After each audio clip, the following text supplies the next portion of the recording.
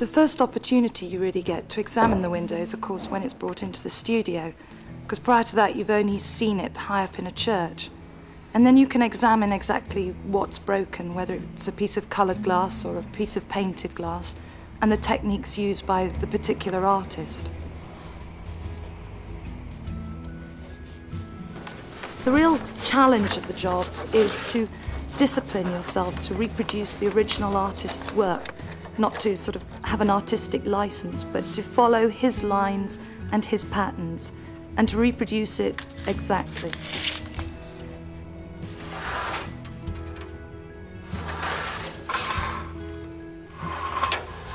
The glass that we use is an antique mouth-blown glass made in the traditional methods. And when we select a piece of glass, we select on colour.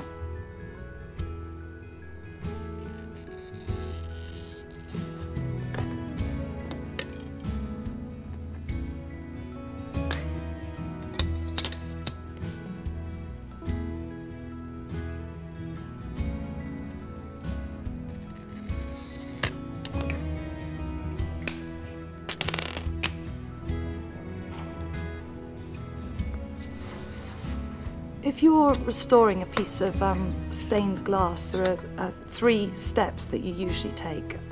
The first is when you make your trace line.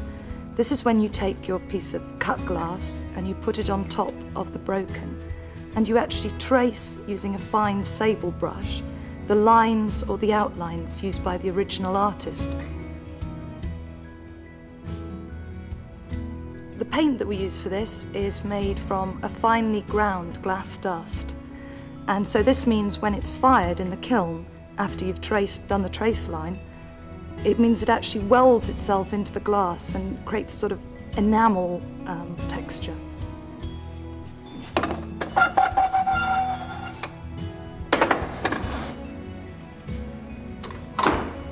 The matting process is a more complicated process.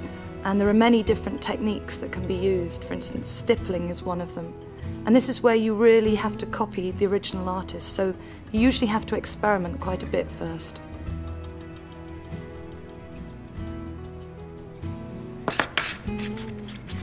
A lot of people believe that you can stain glass lots of different colours, but in fact you can only use a variety of oranges and yellows, and these are applied to the back of a piece of glass. This is where we get the term stained glass window from.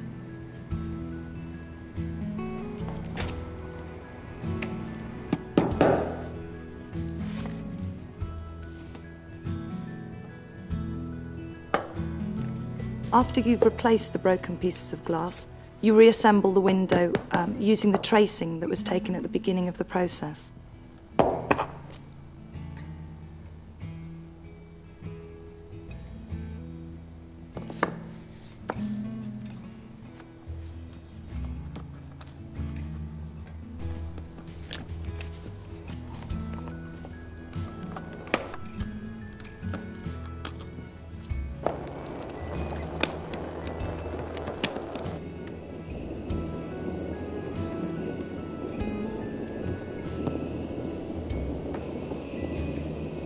After the leadwork has been welded together, the glass is cemented into place, and then the panel is left 2 to 3 days before it's replaced